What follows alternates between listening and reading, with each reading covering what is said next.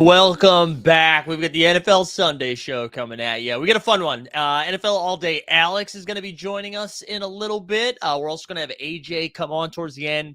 But we got a full house. Who we got here? Jesse Madden here bright and early this morning. That was good to see. We got Ransom Reed in the house.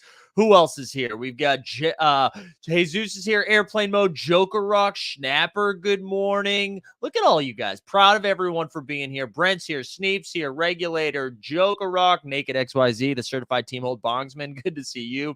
Ryan B. Borland's here. He brought some content to you this week. We got KGB All-Star. Good to see you. Milo, Getty. I don't know if I'm going to be able to get through everyone because we got a full-ass house. Full-ass house. Getty's here. Ryan, O'Ryan. Jim's here. Says Alan Lazard season, you say? J Fogg. Who else? Daniel Lobes, Drunk Tree, Andrew Ward, Top Shot Comment.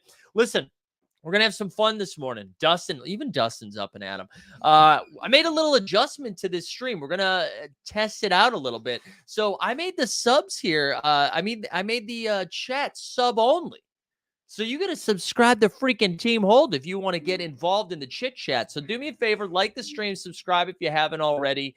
And then let's get into it. So a couple of things that came out. DC1 says, Mike, your Pat's jersey looks weird today. Listen, here's the thing. I've said this before and I'll say it again. My favorite team from here on out is my Bags. And it's Jalen Waddle season. That's what's happening. Also, shout out NFL All Day because I won that from them. So that's what we're going to do. All right. There's a couple of things that came out today.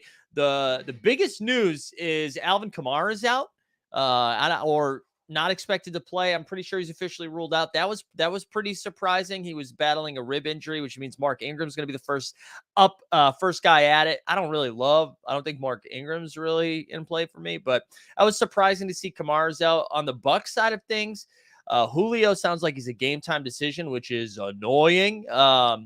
Russell Gage is playing. Mike Evans is playing. Leonard Fournette. All of those guys are going to be available. No Godwin, I don't believe.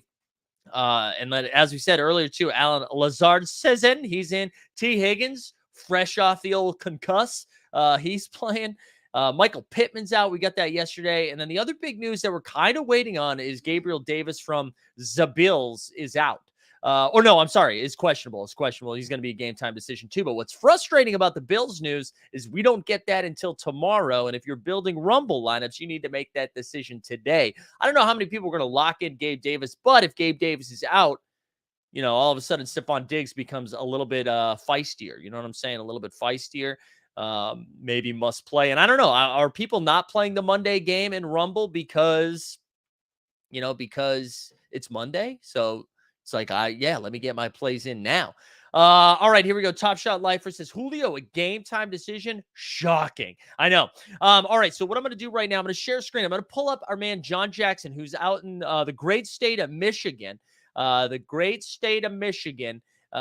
a wedding, I believe, right now. I'm going to drop a link into the chat if you want to test out the old projections. So I'm going to drop a link right into the chat right now. You can take a look at that.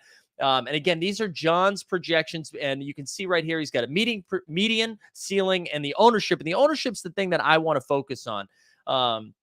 Regulator said, can you change the lineup on Monday night right before the game? No, I believe Sunday it locks at 1 p.m. Eastern time. Locks at 1 p.m. Eastern, and that's it. So, no, you cannot.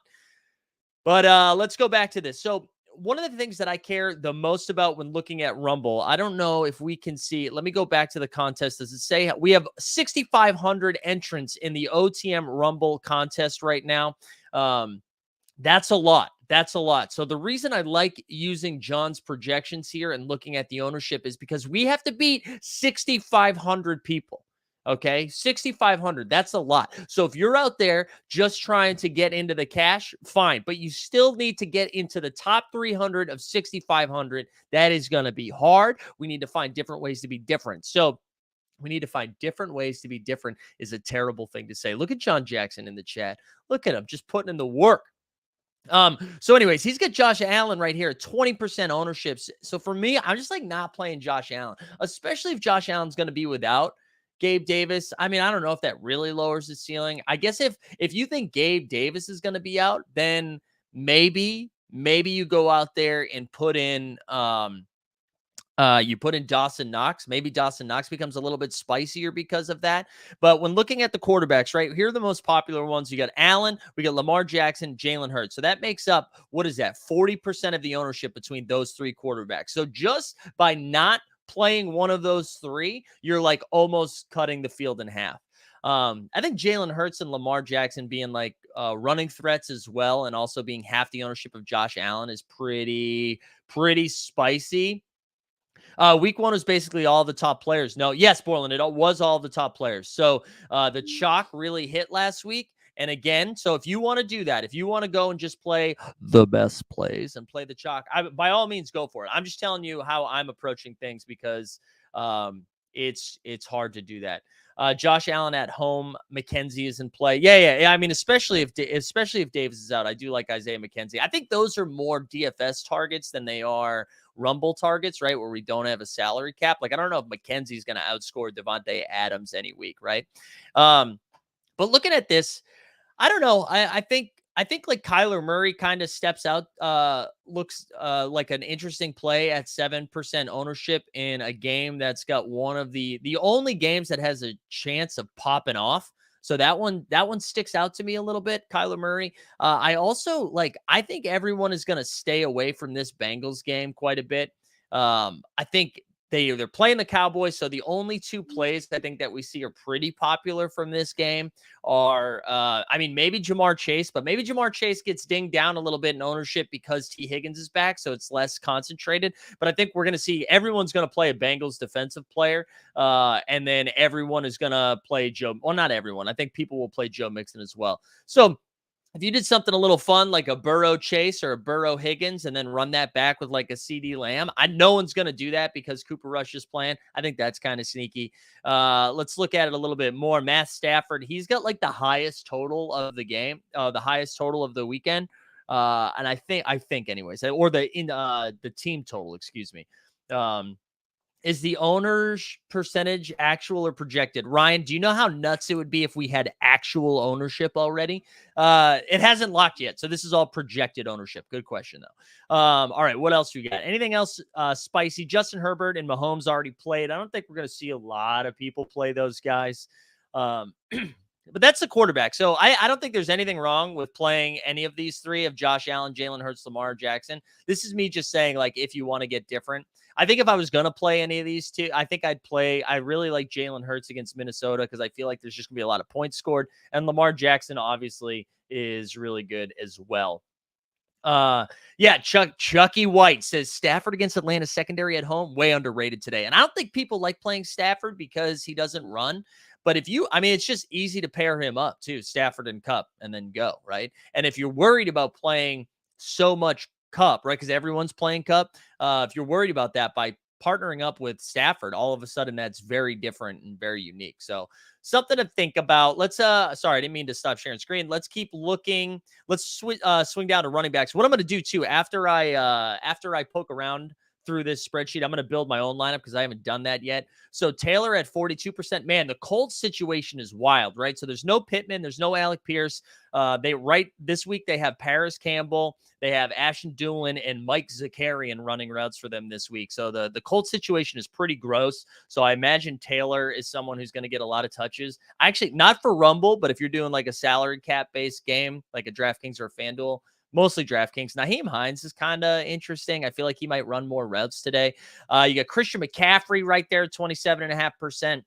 And Barkley. So these three are going to soak up most of the ownership. The one that sticks out to me, who's projecting really well, is Leonard Fournette. Because this is the other thing, right? The ceiling, there's only a 7-point difference in ceiling. That's if you get the best possible outcome. So there's a lot of scenarios where Leonard Fournette outscores some of these guys. With all their wide receivers dinged up, maybe Leonard Fournette catches quite a few passes. And I think that's, we've got to remember that Rumble is PPR, right? So that sticks out to me. Leonard Fournette seems like someone if you're trying to get off the board. Same thing with Javonte Williams, right? We saw Javonte Williams get like 12 different targets last game. I think it was 11 or 12. Excuse me. And so if Russ is going to be doing check down central against the Texans, I don't know. I don't hate the idea of that.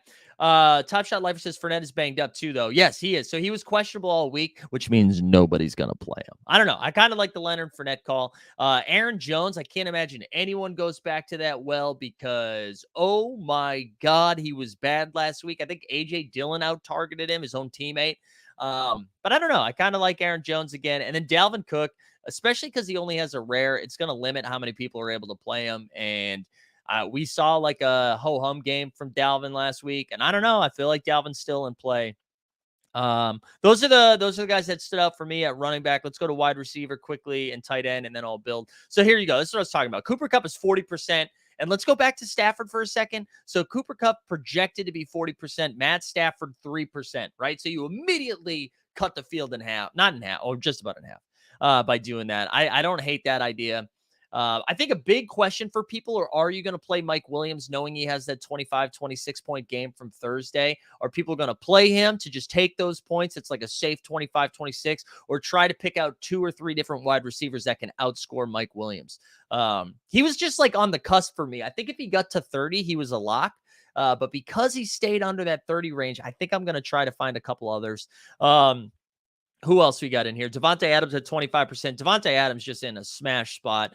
Justin Jefferson, I think I'm going to play every week until I die. Even if he's out, I like Justin Jefferson's ceiling. He's been just incredible. He's been so good.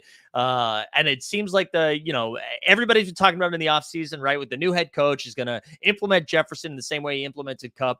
So I really like the Jefferson take. Deebo Samuel with no Elijah Mitchell. Is he going to still continue to get some running workload? That's interesting. AJ Brown. So this is the direction I think I'm going to go, and I'll build it in a second here. But I like the Jalen Hurts to AJ Brown is what really stands out to me. Jamar Chase at 25%. I wonder if that goes down a little bit with T Higgins. I also like Amon-Ra St. Brown, right? I think that game, the Lions Commandos, I think that game has a shot to pop off. Strictly Sports says, where the hell are these percentages coming from? These are projected ownerships from John Boy Beats over at Momentum Labs. I'll drop the link into the chat again. Again, these are just projections. These are all just projections. But he was pretty spot on last week, which I thought was fun. So, yeah, Devontae Smith has a big game for Philly. I know the coaching staff kind of like went out of their way to say, like, we love all of our wide receivers. And I also listen, I'm wearing the fins up today. I do kind of like Tyreek Hill and Jalen Waddle. I don't know if they make my full-on Rumble lineup. They might be DraftKings only. And then when we go to tight end, so here's the thing. If you're playing Lamar Jackson and Mark Andrews, you're doing the same thing that everyone else is doing for Lamar Jackson and Mark Andrews. He's at 27.5%. I'm not saying that's bad, but you have to keep that in mind that you are doing the same thing that everyone else is that's playing Lamar Jackson. So you got to find another way to get different. You got Waller at 17.5, Kyle Pitts, Dallas Goddard, TJ Hawkinson, Dalton Schultz at 0% ownership, but is still projected to be the 5th best. I kind of like that Dawson Knox call. If you guys want to be freaky, you want to get freaky with it and assume that Gabe Davis is out.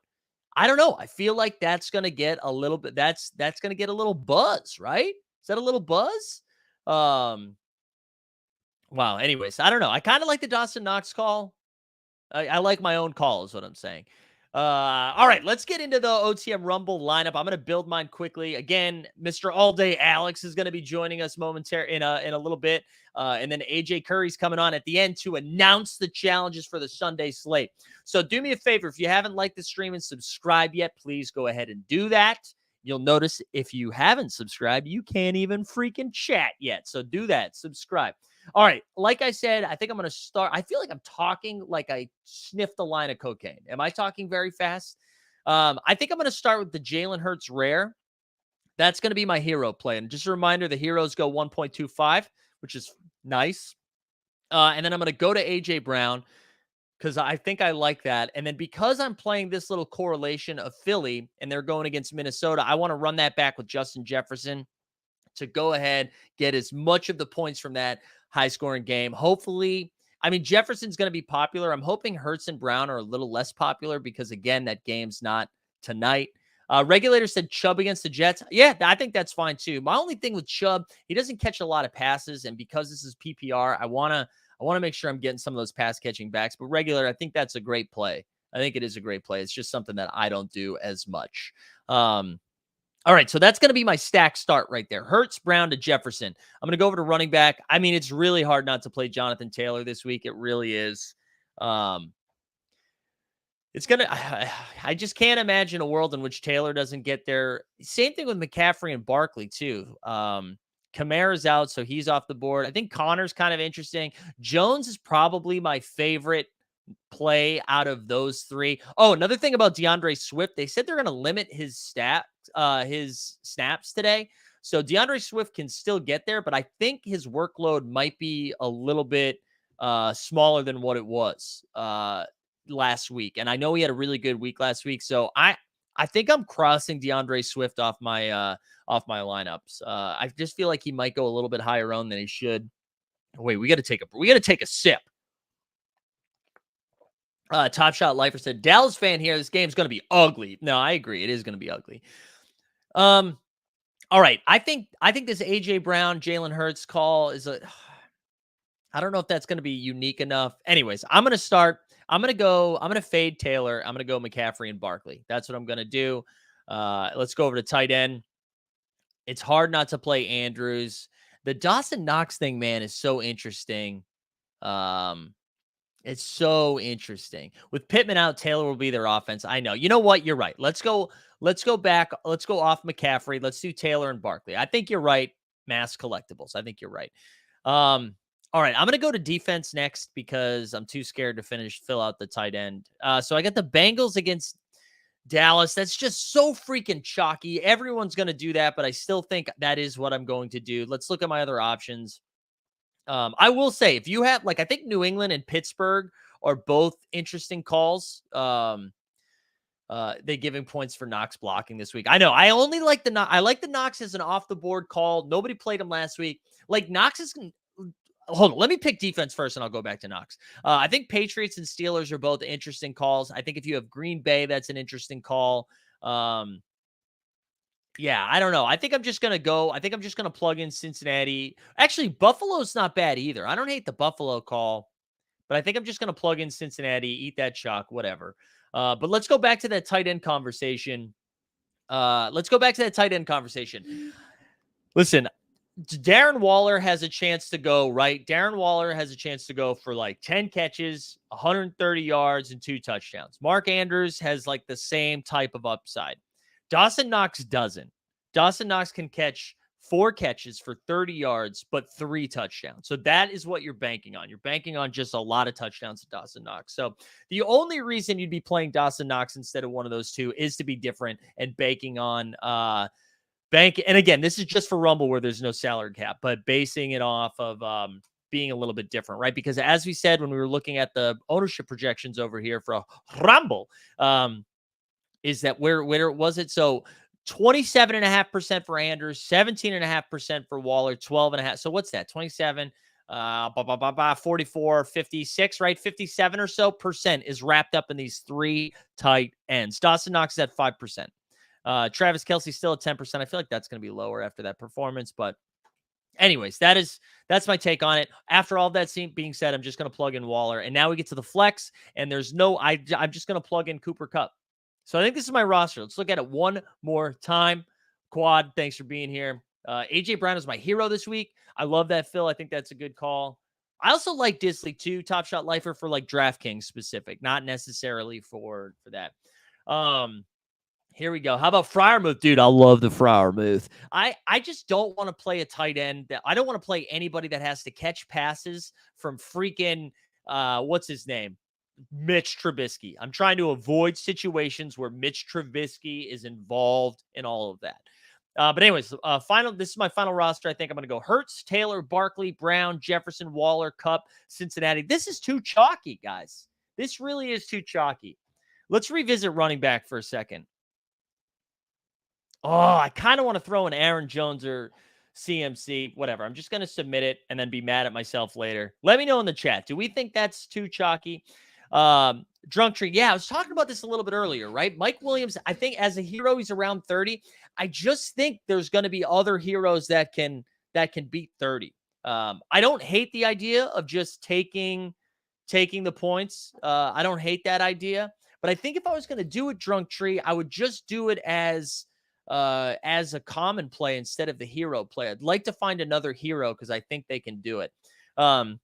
People are saying it's a little chalky, too chalky. The Hurts rare makes it okay.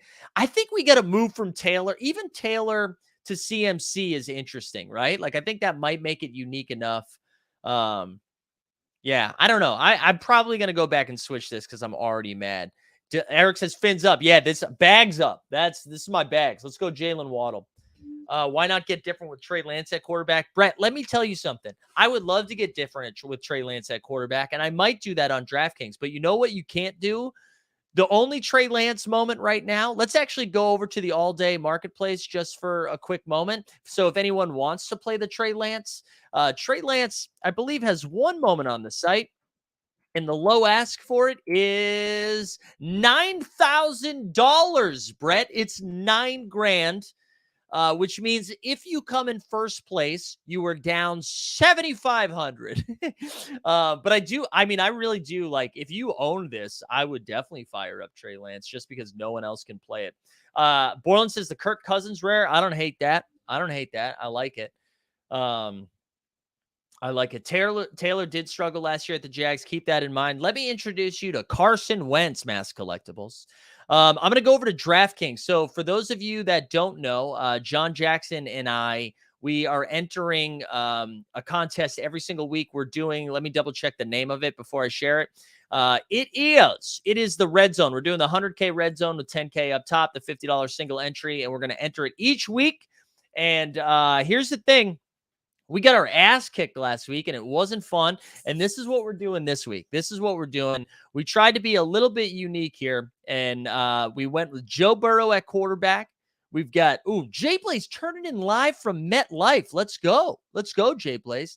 But we went Burrow at quarterback with T. Higgins instead of Jamar Chase, and then also Joe Mixon. So we know a lot of people are going to be playing Mixon, and we do want to get and the Bengals defense. And instead of going the Bengals defense with Noah Brown as a cheap punt wide receiver. So Burrow, Higgins, Mixon with Noah Brown coming back as our stack. For running back, I don't know how many teams are going to be able to on DraftKings have both McCaffrey and Barkley. So we put in McCaffrey and Barkley. Jerry Jeudy as a one-off from that Denver game. We just punted with the chalk tight end Juwan Johnson over at New Orleans. He's like 2,500. And then the Jets defense to be a little bit different just because I think that game might be gross. And if everyone's playing the same defense, we're not super into it. So that is our lineup for this week.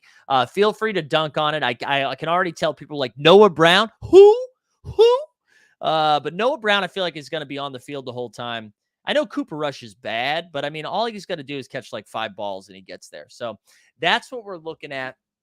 Mass Collectible says, keep in mind, Matty Ice loves to throw to tight ends and running backs.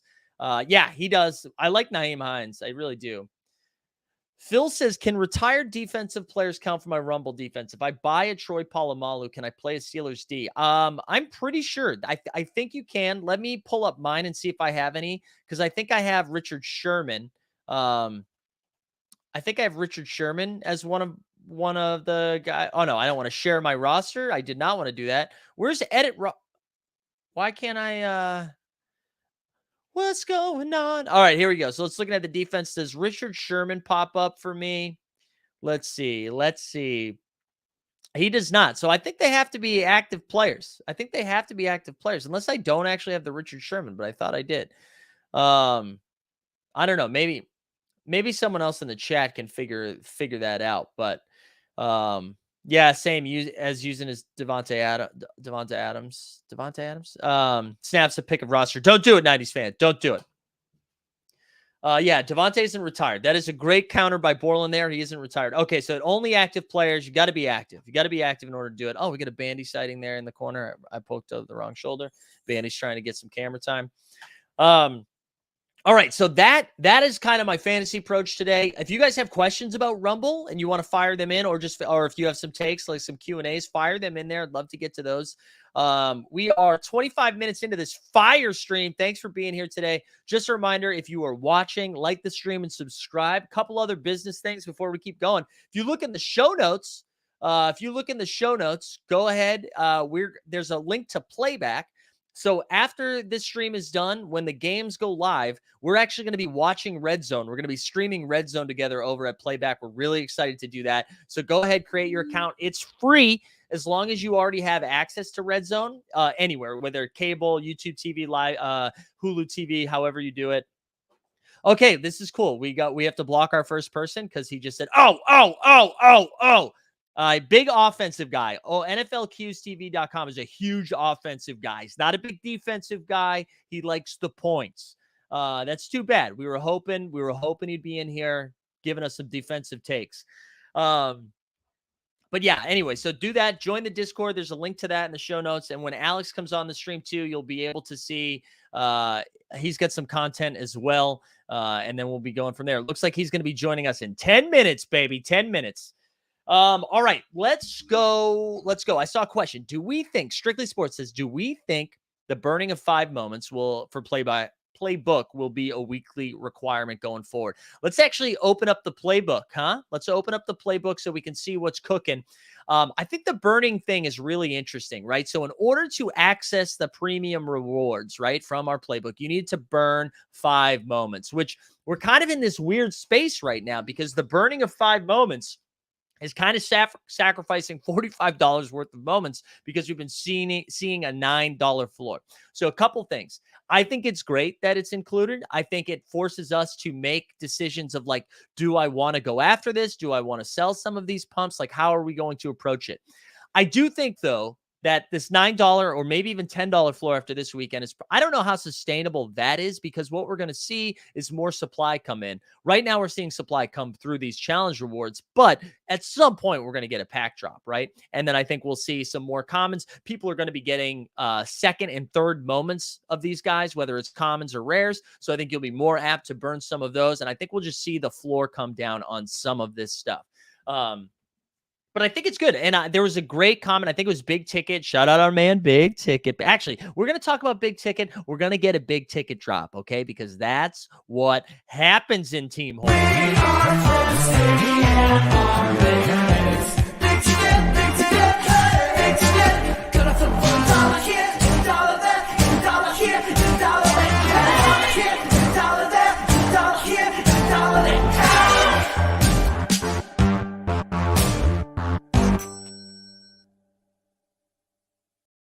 God, we love a drop. We love a drop. But yeah, the thing with this, right? If you were only going after, say you're only trying to get to 20 or 40 yards, right? It's probably not worth burning for $45 because this reward is 1 moment, right? So if you get to 20 yards, you add to your collection with this exclusive playbook.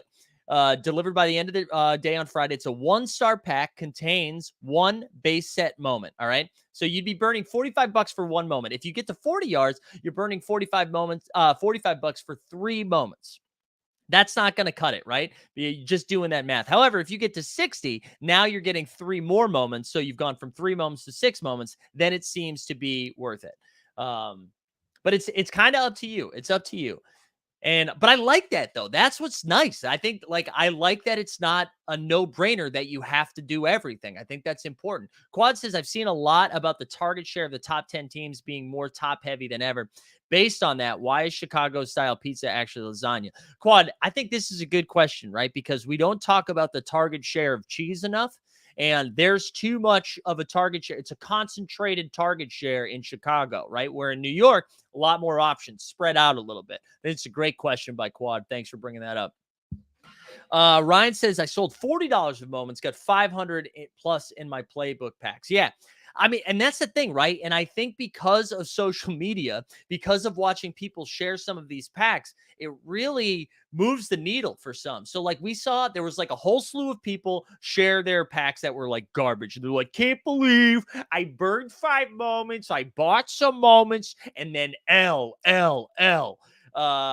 And then you had people like this asshole who hit an Aaron Rodgers rare in his premium pack, right? I got to my first 4 packs, garbaggio. But then when I got to my premium pack, I hit like a Mac Jones debut. I forget what the other thing was, and an Aaron Rodgers rare. So it's all going to depend how people value these rewards, right? That is going to decide how many people continue to go after it. And if the rewards continue to seem spicy, I think people are still going to go after it, and it's going to continue to elevate the floor. We'll still see people burning.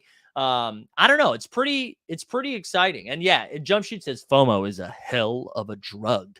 And I get it.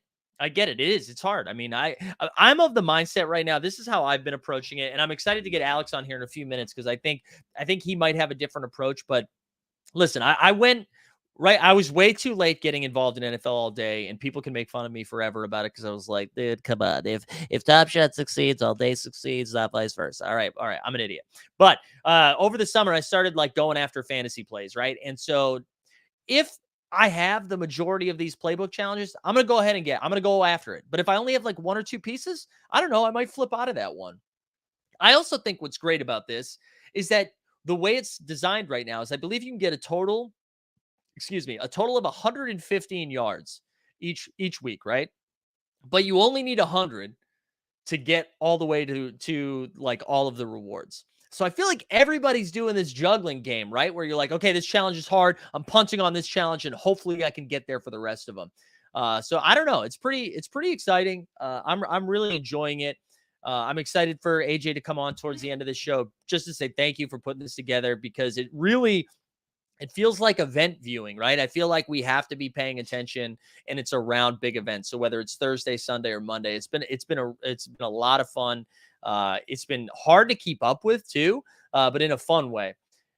Julio Jones, Jesus. Julio Jones ruled out. So I mean, let's see. Let me actually refresh my list here too to see if we got any other news. I mean that like does that mean, right? You've got no Godwin. You've got no Julio. And does Lattimore get most of the Mike Evans responsibilities? So, Russell Gage, Leonard Fournette. All right. Those are my two. I can't buy. I don't have a Leonard Fournette. Part of me wants to buy a Leonard Fournette. I really like it. So, yeah, that game is so weird, man. No Kamara. The entire city of Tampa Bay is on IR. Speaking of, the University of South Florida blew a game against UF last night. Brutal. Speaking of Tampa Bay, that is. But anyways, yeah, that's that's bigger news for that. I don't know. Top Shot Hot Shot said, what are your thoughts on NBL's viewpoint that stuff like Playbook is ultimately bad for the platform, should just be a collectible, not gamification? I mean, but that's like, what if the majority of the people like the gamification and want to play? I think that's more of a personal preference though. So I don't know. I think, listen, that dude's really smart. He's got a good handle on what's going on with Top Shot. But it seems like people are having a really good time with this. It feels like a different product. So I don't know. As soon as you trust Lenny, he'll screw you probably, but I'm in, baby. I'm in. But yeah, we're having a good time. We're having a good time with this. Hot take: Saints beat the Tampa Bay. That's what the Saints do. The Saints beat Tampa Bay. You want another hot take? I feel like Taysom Hill is going to have a pretty big role today, right? Because no Kamara. I mean, you can't really play him anywhere, but no Kamara, no. I guess it's just Kamara, but I feel like Jameis Winston's a little dinged up. Hey, Mike, you're going to take every Wednesday off as well? Regulator, I don't know what you mean. What do you mean, regulator? Oh, because he takes Wednesdays. I get it. Yeah, you agree with Taysom. I wish Taysom was still tight end eligible on DraftKings because that was the direction I was going to go with this, but he's quarterback only at 4,400, I think. So it's not gonna happen.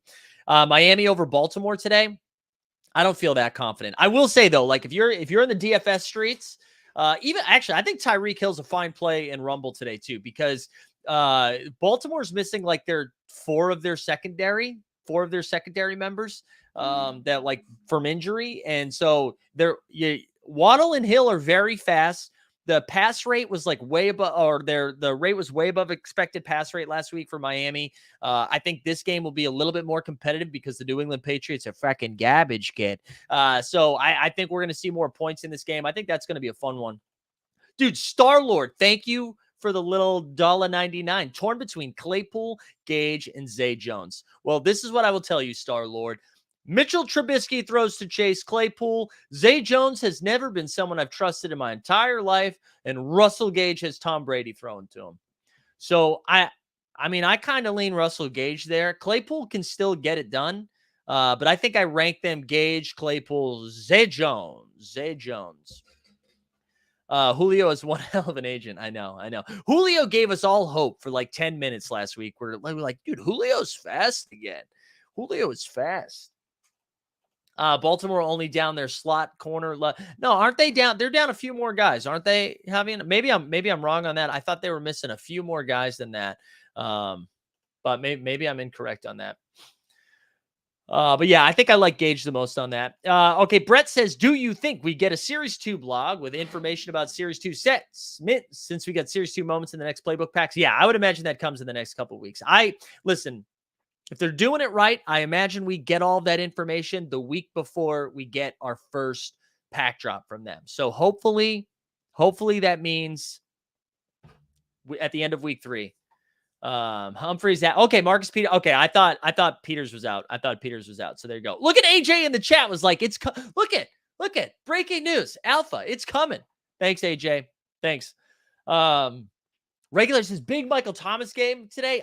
Dude, I don't hate that. I don't hate that at all. Because he came to life in that fourth quarter. I am a little bit nervous about Jameis having a back injury. I know he's active and ready to go. I don't know. For some reason, this is PTSD for myself, all right? I don't want to brag. Played some softball yesterday. Made a really nice diving catch. Been walking funny ever since. So I can only imagine if I was getting tackled by 300-pound men.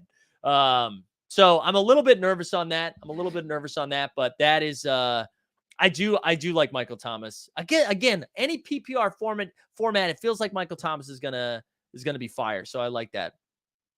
It has to be this week though, because it's Series 2 moments next week. Yeah, I get it, Quad. I'm saying like as long as it happens before the pack drop, I'm in on it. You know what I'm saying?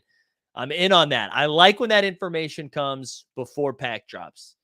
I think it's important to have information before we spend that money. Javi says the people need the softball highlight tape. I agree, dude. Honestly, it was a sick catch. We lost on a walk-off, though. It was a tough situation. The comedian team falls again. We fall to 1-1 in fall ball. We'll do a softball stream. I think we will. I'll go over my stats. That's what we'll do next. Thomas or Landry? It's Michael Thomas for me all day. NFL all day. Michael Thomas over Landry. That's for me anyways. That's for me. I like that. I'm also not. How does the chat feel about the backfield though? Are people out there just going after Mark Ingram? I'm not touching it. But you know who might touch it? We have a guest, although I did see my Wi-Fi just go a little funky because my lighting updated, but it wouldn't be a team hold stream if you didn't get a little robotic Zakarian. But I think I'm back now. We're going to go ahead and bring on our guest, Alex, NFL All Day. You can find all of his content in our show notes right now. I'm pausing to bring him on because I'm seeing the robotic shit again. All right, we're back. Alex, welcome to the show, man. How are we doing? I'm good, dude. How are you? Can you hear me? Yeah, you sound great. You look great. A good combination. People have said this for a long time. Not enough bearded white guys doing content. So, oh, really? That's the thing? No one has ever said that. I'm impressed that you're calling me bearded. To be fair, I think this is a pretty weird. I've been building this for 15 odd years. So no, it counts, dude. It counts. You're in.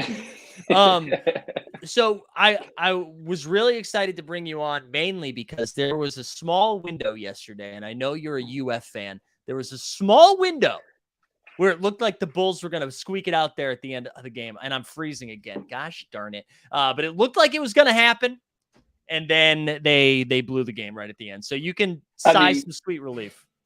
Yeah, it was the definition of a team beating themselves, right? Yeah. In terms of totally throwing a game away, like we did not deserve. I was embarrassed at the end of that game yesterday. I mean, how we were ranked after week 2 was shocking enough. But I think we're definitely, even despite the win, I don't know that we belong in the top 25. No. I just think they've given Anthony Richardson too much. Told him too much too quickly. You know, Mel Kiper's got him as like a top 10 pick, and they pumped his bags. Yeah, I don't know about that. So I spent like the first 30 minutes or so kind of going over some of the fantasy plays, just like the lay of the land. But I was excited to have you on. I feel like you do some really good content breaking down just like your strategy. And I like when people break that down. How have you been approaching week 2 from the NFL All Day streets? So I mean, week 1 was a really weird one, right? Because we just didn't know. And Right. I know some of you guys have got more experience in Top Shot in terms of flash challenges and stuff, but I was never really kind of in that world. So I'm like almost in a good way, kind of seeing this from a totally new perspective. Definitely. Treating it like, nothing else, whereas some people are kind of comping some of the challenges to Top Shot challenges and stuff. But I don't have that experience. So this for me is totally new. Week 1, I kind of dodged it and just sort of used it as I sold anything that I could get profits on, anything that was pumping. I just took my whole kind of mythology for week 1 was like, if it's green, I'm taking it. So if I can get profits out of it, I'm going to take it. So, and then just kind of feel it out and see what week 2 looks like. So I was selling like DeAndre Swift, went up to like $80. So we took like a $35, $40 profit on that. Did a whole video breakdown on it. And we ended up with, I think it was about $140 in profit plus the first 3 packs without kind of having to try too hard. So that was kind of where I was at. But for week 2 now, I'm kind of like, okay, well, if we approach this in a way where we do want to complete it, what's the kind of the best way to do that?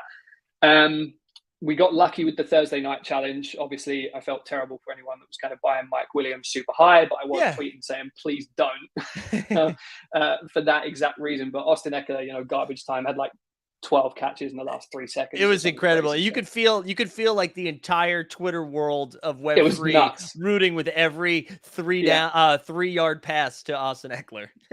But the weird thing about it is like, so the Mike Williams had gone up to, and this is where I'm kind of trying to determine how the community sees these things, because when it was, okay, Mike Williams is going to be in the challenge, he got to like even pre-game, people were paying like $250 for the Mike Williams rare. And then it was kind of going up and up, and it got to like 300 during the game, because obviously he had a huge first half, went crazy, and then everyone was like, okay, Mike Williams is going to be it. Right. So they were kind of like, okay, let's pay. But then you're paying, $150, $160 premium just for that 15 yards. So it's kind of like, how does the community see that? And I think this is where the rest of this weekend is going to be interesting, because the first 15 yards that we all got on Thursday night was like practically free. Because like when it went from Mike Williams into Austin Eckler and Justin Herbert, the Austin Eckler didn't go to like 200. It kind of sat at, I think it got to like 80. And then it went up to like 80, around 85, something like that. Yeah, settled at like 75. Yeah. So you go from being like, okay, well, this Mike Williams is going to cost me $150 on top for the 15 yards, down to like, well, instead of that, I'm going to get Austin Eckler for a $15 premium. So does that now mean that if the first 2 challenges are cheap, then the Sunday night challenge becomes like, I'm going to pay $200 for the Aaron Rodgers common to get that? Do you know what I mean? Because people are they haven't had to go over the top. So because I think with last week's challenge too, it was kind of 50-50, right? Like I think a lot of like, it wasn't super hard, but it wasn't super easy, and it was the first time it was happening. Balanced. Yeah. Right. So yeah, I totally agree. I think that's what's going to be fun with this, is that it really depends on what happens. I think in this 1 p.m. game, the 1 and 4 p.m. slate, or Eastern time. Sorry, I know you're not on Eastern Standard Time. And I think that will kind of determine how the night stuff goes. But you're absolutely right. I mean, I'm looking forward to a challenge that ends up being very expensive and hard, only because I think after last week, a lot of people were just like, "Oh, this is great. I'm going to do all of them." Like, I'm going to do all of them all the time. And if at whatever cost. Right. And I think it's important for people to know, like, hey, there's going to be a couple that maybe I have to sit out because what ends up happening ultimately is then people get furious. They're like, why are you even creating a challenge that expensive? Like, and it's like, hey, man, sometimes you're not going to be able to do them all. And shout out Playbook too for creating it in a way that you don't have to do them all. Unreal. Like, it's so good, man. They did such a good job with that.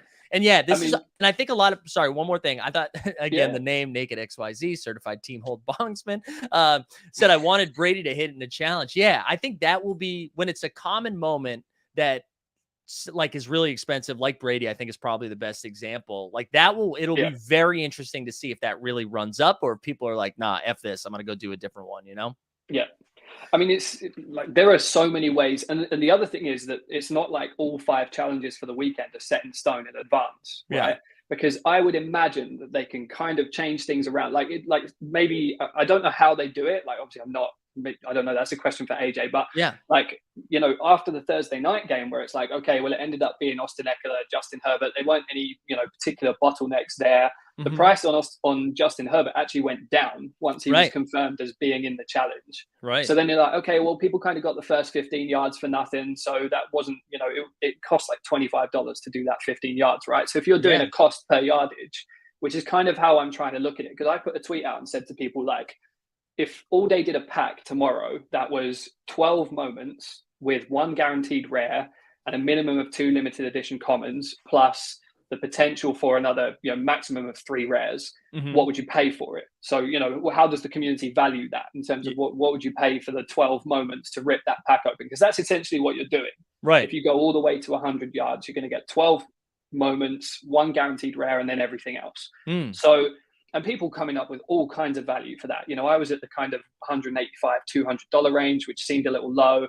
And then some people kind of 250, 300, 350 about, and that's what's cool about Playbook is like, if you value that at 350, then that's kind of what you're willing to spend to complete the challenges to get there. Right. Whereas for me, if I'm playing a little more cautious, I'm like, well, if it's going to cost me more than 200, I'd rather take the profits on the things that I can. And that's kind of, you can draw your own line on how you want to treat that. So yeah, I think that's what's really cool about it. And I think that's the right way to approach it too. I do. I think, and like with less, math about it, I've just been like, if I have 4 of the 5 pieces, I'm probably going to complete it. And if I have less than that, I'm probably just going to sell off. And what's been really cool too, and I hope people are understanding this, and I wonder if this was kind of what happened with you last week, right? So you're selling off, taking some profit as these playbooks are happening, but that allows you to use that Dapper, if this is how you're doing it, to almost prepare for the next one, right? So you can go take a look at whatever matchups that are spicy for you or whatever fantasy players that you think are going to take off,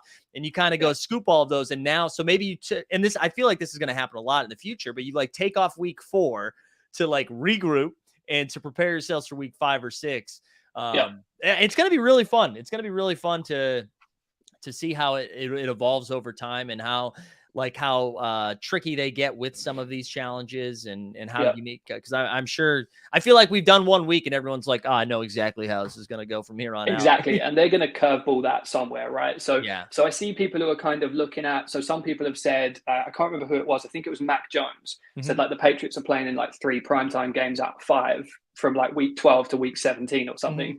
That's way too far ahead for me, because we're going to have series 2, which changes a lot of things. We don't know what series 2 is going to look like or how they're going to implement those moments. So that kind of plays into it as well. For me, I'm looking at, what's happening this weekend, who are the undervalued, because take Sunday Night Football, for example, AJ Dillon came right down to like $24, $25. Yeah. And then because the Packers are playing on Sunday night, shot all the way back up to like, I think he's 42, 43 this morning. Wow. And then when I went on, so I was like, okay, we've missed the boat on AJ Dillon. That's, I already own 1, but I'm not going to buy any more because he's already like inflated. Right. But then David Montgomery is 20. So you're like, well, cost for potential there is like, I'd rather buy 2 David Montgomerys for the 20. Yeah. And then it's like, you're keeping it super low risk. Like if David Montgomery doesn't hit in a challenge, like floor of the whole market is what, like $9? Right. Exactly. If you buy 2 David Montgomerys at 20, he's going to go down to what, 17? You exactly. $6 maximum. Well, and I think one of the great things about it so far, and again, we have no idea what the challenge will look like moving forward, but and to compare it a little bit with NBA Top Shot, some of the challenge that we saw with Top Shot, like, and basketball is a different kind of game too, but you could get like a wild ass thing. Like it'd be like the last field goal or the last bucket of the game, right? Yeah, and like, it could be anybody. It could be anybody. Like, because maybe the Warriors are beating the Celtics by 45 and it's like the JV squad's in getting buckets, but then all of a sudden you get this random bottleneck of someone who plays 9 minutes a year, where so far what we've seen, it's like, hey, give me the 5 best running backs from today. Give me the people that score touchdowns or that catch the most passes, where, so you're not, and you're not out there buying like 4th string running backs. And maybe there's some people out there, they're like, no, dude, all of the moments should be worth something. But I was like, nah, I disagree. Like, I think the good players should be worth more than the bad players. What a hot take. Wow, I can see why you have such a prolific shot. It's like, this is I do think that week one was kind of like an introduction to how it all works. Top 5 running backs is nice and easy, nice and simple, keeping it easy for people, right? Yeah. I've seen people talk about like historic bottlenecks. Like one of my favorites for Sunday night was the rivalry set. So this was something I did with my Patreon probably over a week ago. And those moments are now a little bit more inflated. So it's kind of a bit more of a risky play. Yeah. But basically what I said to my Patreon members was like, look at the historic rivalry set, right? Series 1 was Brett Favre. Right, it was all based around Brett Favre, who played for the Packers, and then the number one rivalry in all of football, like, is the Packers and the Bears. Right, that rivalry is huge. We have an entire set that is called the rivalry set, and within that set, you've got Brian Urlacher, Peanut Tillman, and I think it's Donald Driver. It might be Leroy Butler. Anyway, so you've got moments from both sides, and they were floor price. They're floor price moments. So I said to my guys, I was like, you can buy these moments and sell them after the game for no loss. You're going to take no loss at all. But if they do bottleneck those, or say that that's a requirement, which we saw in week 1 with the opening act set, then you've got something there and you've already kind of put together the pieces that you need to do that. I can see that being a potential for Sunday night with those moments for that reason, because it fits the narrative. But by doing that, what you would do is cut off the need to really pay attention to what's happening in the game. Right. Because the bottleneck would be those rivalries moments, and people would already know that in advance. Right. So then your Dylan, your David Montgomerys and stuff kind of fall out of shape a little bit. So it's interesting how they're going to play that. Like, it could be who gets the final catch of the game. Like, and if they do that, then we're all sitting there watching with 28 seconds left, and Aaron Rodgers is throwing a Hail Mary, and we're just like ready on the marketplace to the end of it, But right. I also too, I'm like looking forward to, and I saw Dave Feldman, who I forget who he replied to, but it was an interesting tweet about being like, I'm selling my rares to go get my commons, because it seems like that is where a lot of the value is. And Dave was basically like, bro, don't do that. It's been a week. It's been a week, bro. And I thought that was a really good, like a reminder too, that this is so early. Like, I can't believe we made it 51 minutes before someone was like, dude, we're early. But people are selling off their rares. And I was victim of it too. I sold some guys. I mean, I was kind of careful about who I sold. Like, I had a Devontae Smith rare, and I was like, it's too low at $100. It should be going up to kind of, this was ages ago. And then you see AJ Brown like go off in week 1.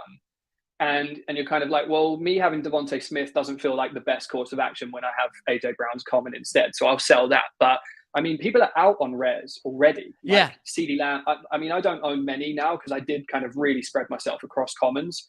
But like CeeDee Lamb is down. Stephon Diggs was down. I have 2 tours from the launch code set. Those are down like $50, $60 a piece.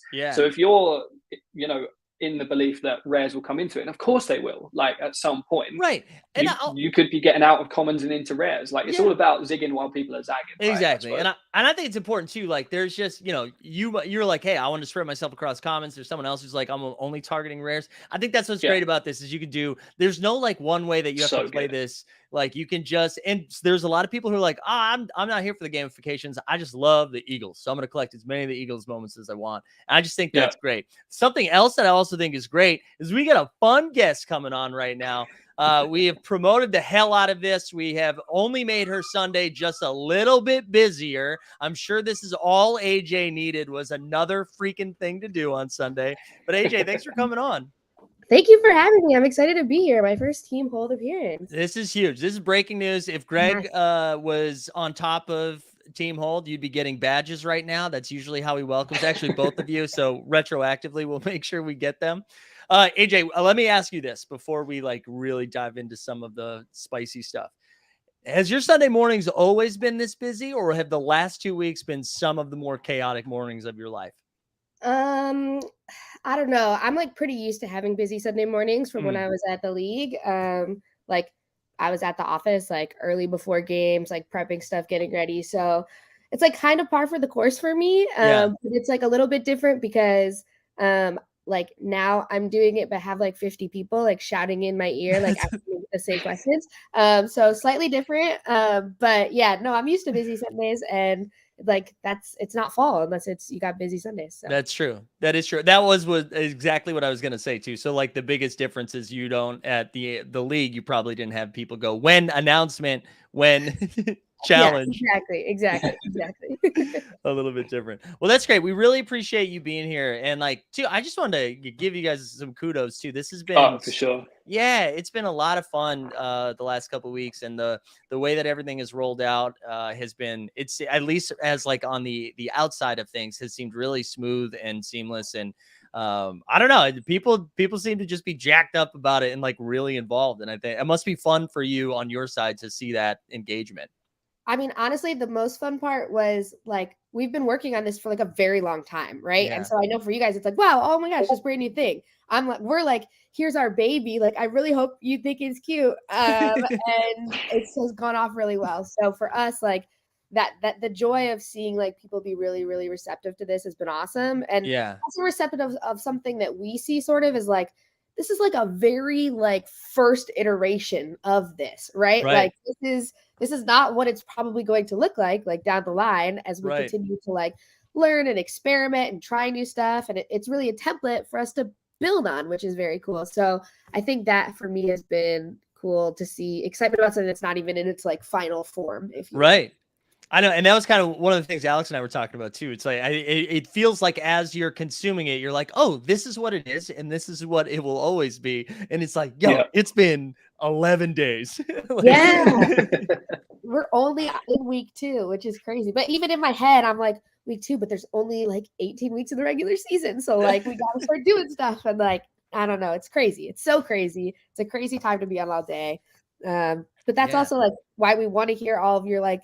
I mean, I follow both of you guys. Like, I love to hear all of your thoughts, your feedback, your opinions. Like, I'm tracking it all. I'm sharing links to your tweets, like in our Slacks. Like, everyone knows. And so we're gonna keep doing that because we want your thoughts and your opinions.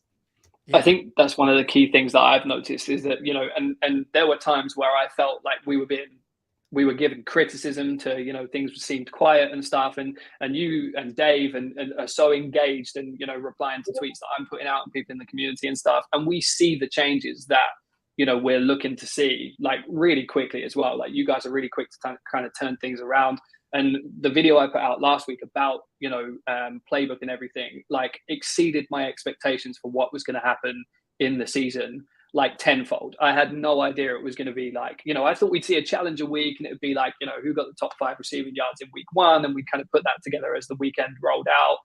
Great, that would have been fun. But to have 5 challenges every single week, and you've got this extra element where you don't necessarily need to complete all 5, and if you wanted to, you can only complete 2, or you can only complete the ones that your binder allows you to, which adds that element in for the casual players that are not, I mean, last Sunday was the most ridiculous. The NFL Sundays are crazy anyway, right? Because you've got your fantasy teams and who am I beating? And I set up like 23 fantasy leagues this year. So that's ridiculous in itself.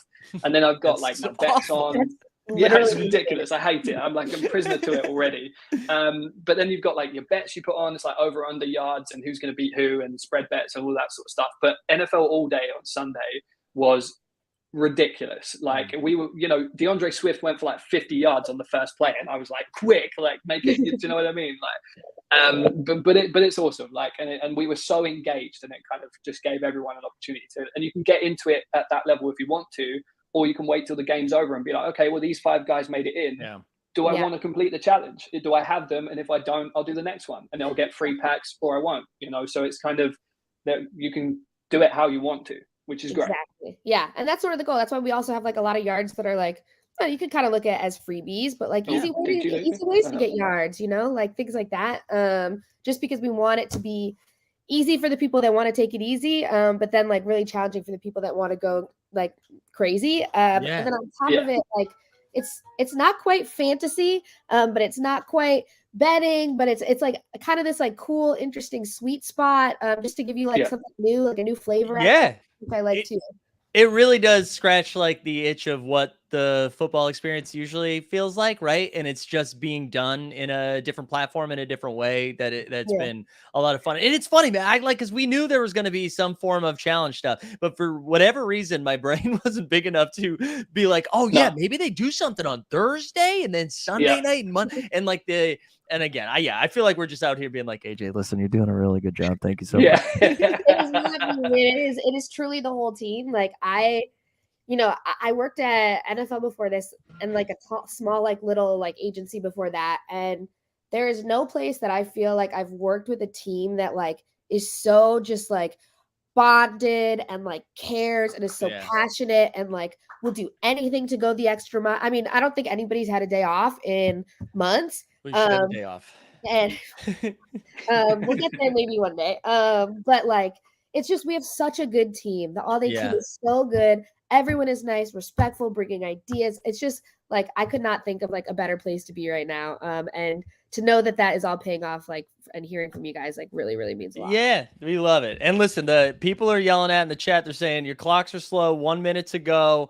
People are ready for the challenge information. I'm not going to make you do. I will just allow you to say it when you can say it. Like you can interrupt whatever the conversation is, and you can just say it. Go live at 9. Oh, there we go. There we go. Also, this was very generous, bad boy. Thank you for that. That was very kind. We appreciate it. But yeah, we really appreciate you coming on to do this. This was a lot of fun. I really wanted to make this show like an event for people, where we could have some fun with all day. So I appreciate you making it part of that. Yeah, I love that. I'm happy to come on anytime you want.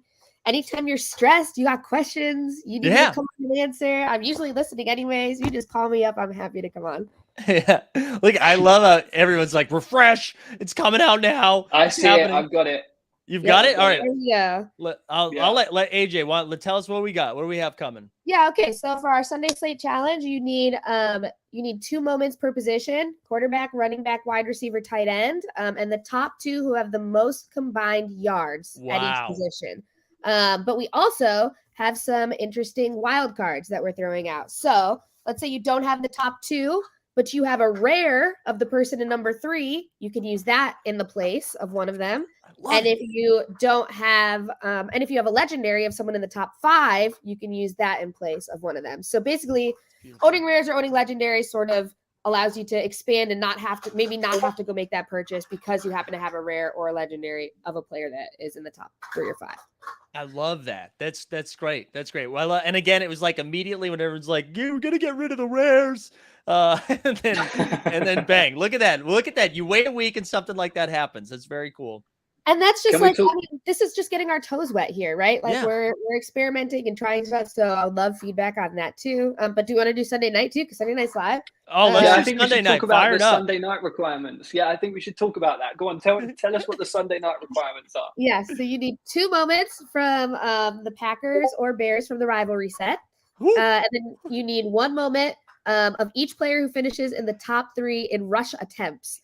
Rush attempts. If you don't have somebody in the top 3 in rush attempts, you can also use any legendary Bears or Packers historical moment in place of one of those top 3 in rush attempts. Wow. That's awesome. That is an awesome challenge. Also, Alex, how about Alex calling it like a week ago? Dude, that's very exciting. Congrats.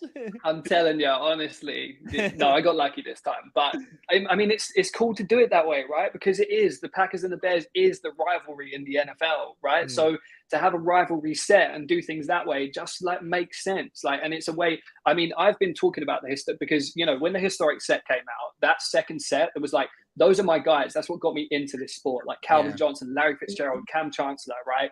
I loved seeing those guys come in, and people like aren't valuing them so high. And I was like, look, let's not just get out on these guys. These are some of the best players to ever play this game, right? You can get Larry Fitzgerald on the marketplace right now, who's the second all-time receiver in the NFL for $10. It's blasphemy to do things that way, right? So they have their own value, and I think doing that in the rivalry set is amazing.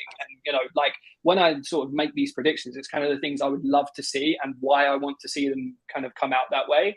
And to have that in a rivalry set is really cool, and it adds utility to that. And I think now we might start to see people, like I've been banging the drum on those historic moments, people might start to believe a little bit more, which is really good to see. And again, just diversifying the way that things are done, which is great. I love the historical moments, and I totally agree. I think they're totally undervalued. Like, those are the moments that make you fall in love with football. I think you're like spot on. I'm obsessed with them. Like, even the Stephon Diggs Minneapolis Miracle is like criminally underrated. I know. I can't even believe it. That moment's incredible. That's not financial advice, but no. Yeah. Well, I'll make sure I drop a financial advice drop. So we're all covered. We're all covered. Okay, good. That was great. Yeah, AJ, thank you so much for doing this. I really appreciate you coming on. We're going to wrap up here in a minute. So I wanted to get you out of here before we quickly say like who we might be targeting. So that way you're not involved in that. But really, thank you. I would love to do this again sometime soon, maybe even on Sunday, if that's a thing that you like doing. I love doing it. Well, congrats again. This was awesome. So thank you so much. Thank you. All Go right. Bears. Go Bear. Well, all right, fine. All right. See you, AJ. Shout out AJ. That was great. That like love this. Love that we get to announce it here. That's a lot of fun. All right. Yeah, well done, man. That's really cool. Yeah. Any exclusive. Any interesting thoughts immediately off of instead of the Sunday night slate, since we already kind of talked about that a little bit? Yeah. Anything from let's go Sunday. Anything on the Sunday that sticks out to you?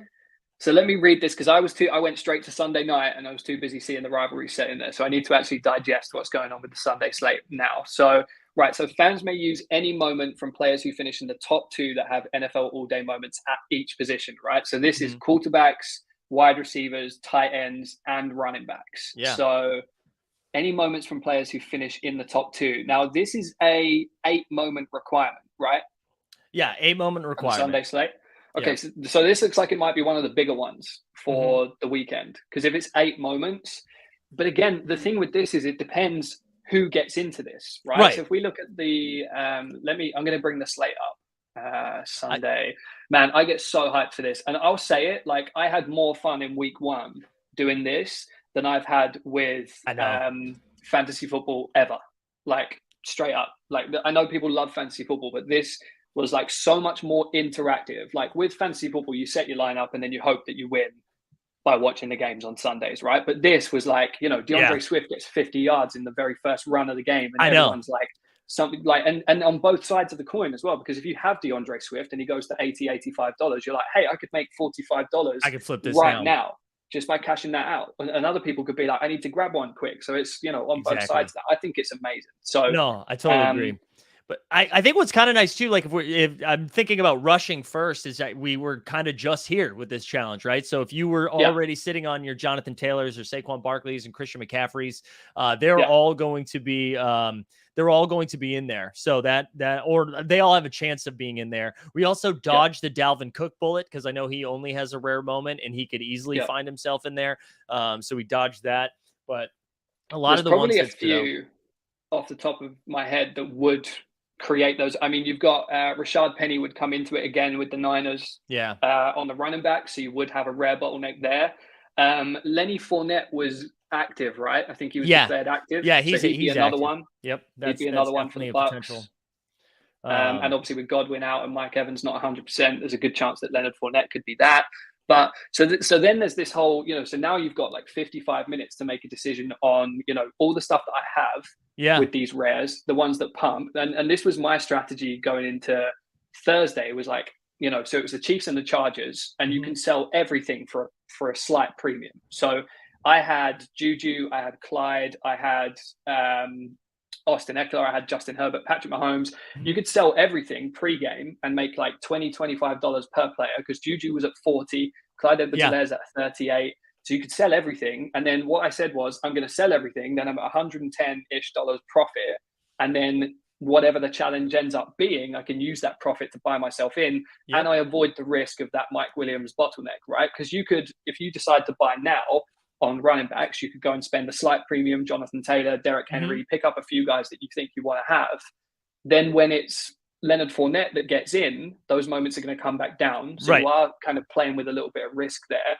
Or you can sell everything into the hype pre-game, wait till you see what the challenge is, and then buy Leonard Fournette if he hits for, and what I've seen so far is that most moments peak during the game. Right. It'll absolutely peak during the game. The Mike Williams peaked during the game. And even if he'd made it into the challenge, I think that would have come back down again post-game when people realize that it's like, and this is where it comes back to how do you value 15 yards? Right. So you can, sorry, go ahead. No, I was just going to say that like that first Thursday was so cheap that you can now attribute a little bit more value to the weekend's set of yardage, right? So you might have said it was $50 per 15 yards before Thursday. And now you can say it's closer to 75 because you didn't have so much cost on the first one. So it's up to the individual. I love that too. And again, none of this is financial advice. Don't do what we say. Do what you want. Yeah. But I will say too, if you are trying to sell something, like if you're like, hey, I'm going to flip this on the pump, the way I handle it anyways is I list it before I find a number that I feel like it could hit. And then I list it before the game starts. Like I would do it now if you're doing it, because you're absolutely right. Like it's going to happen in the second quarter. Chubb's going to rip one off for like 85, and then everyone, Chubb's a lock, and then he shoots up. We saw it happen with Taysom Hill after a couple of big runs last week too, where he was at like 75 yards, and it was like, maybe Taysom gets in there, and he goes from 10 to 24. And so like if that is your strategy, I would definitely start moving some stuff now, so it's ready to go. I mean, it's gonna be a fun one though, man. Yeah. Oh, absolutely. I mean, I think it's incorporating and I mean, I think off the top of my head, I know we've just been talking about this. I haven't really had all that much time to process it, but there are not many tight ends. No. At all. So it's I mean, the Andrews Waller combo is probably, I mean, it's going to be hard to beat that today. No, because Goddard's not on it either, right? So we're looking at, I still have John Jackson's projections up over here, but looking at tight ends, we've got Andrews, Waller's, Pitts could throw some funkiness into it. I guess Hawkinson's still kind of live too. Albio from the Broncos, Higbee. So let's see, so Mark Andrews is at 36. Doesn't look like that's moved too much. Who are there? Because there are not many. Andrews tight ends, right? Andrews, Waller, and Pitts to me are the three that have like the best shot in there, especially because Goddard can't get in there. TJ Hawkinson too. I do think TJ Hawkinson's live. I thought TJ Hawkinson was super undervalued, from the jump, and he doesn't have a rare, right? No, I don't believe so. I don't believe so. Yeah, so he's got a good shot. But then, and I kind of like Gesicki. Top Shot Lifer says Gesicki. The Dolphins have just decided not to use Gesicki this year. He doesn't really fit in the offense. So it was weird, right? Franchise tagged him, kept him around, and then they're trying to force him into being a blocking tight end. Yeah, and he's basically a wide receiver. So that's but I do think that Albert O. I mean, full disclosure, I own a couple, but he did get some run in that game against Seattle. It was kind of a weird game, and Higbee too, man. I feel like Higbee's always available to pop off a little. But it's probably, if it was touchdowns, I'd have different thoughts. I'd be like Logan Thomas or something like that. But it's going to be hard enough for it not to be Andrew. Two of the three of Andrews, Waller, and Pitts, in my opinion. And I don't have either Andrews or Waller. I've got some Waller, but I don't think I've some. I'm on some. I mean, I have a ton of Kyle Pitts for obvious reasons, right? But not so much on the others. So I'm all in for Mike Gesicki because I bought quite a few of those because he was like floor priced, right? Yeah. And, all right, well, let's go Gesicki, baby. I mean, I'm all for it. Like, we're gonna stuff the Ravens today. It's gonna be amazing, right? So I'm in on it. All right, I think we are going to wrap here because I gotta get my lineups and stuff ready for 100%. For the people watching, Team Hold is going to be jumping on to Playback, which you can find a link to it in the show notes. We're going to just stream Red Zone, where we're allowed to stream Red Zone over there. So go ahead, create an account. It's free, and we're going to hang out for maybe like 1 to 2:30 Eastern, and just kind of watch some of the Red Zone. Also in the show notes, you can see all of Alex's content. There's a link to his Patreon there, which we got a victory lap in real time today when the challenge was announced. Also follow him on Twitter. He's got a lot of good stuff that's out there, and you can see the link for that as well, just at Alex NFL All Day. But dude, thank you so much for coming on and doing this, man. This was great. No, I mean, like, more so thanks to you. Like, obviously you and John are heroes in the space, so I really appreciate the opportunity to jump on with you. I mean, it's like NFL All Day is amazing. I'm just like, I bought into it early, and it's doing super well. So just like happy to be a part of it more than anything. It's been awesome. We're having a lot of fun here. So if you're new to the channel, go like and subscribe as well. We have too much content, arguably. We're doing a lot of shows. So come hang out, join the Discord, do all the things.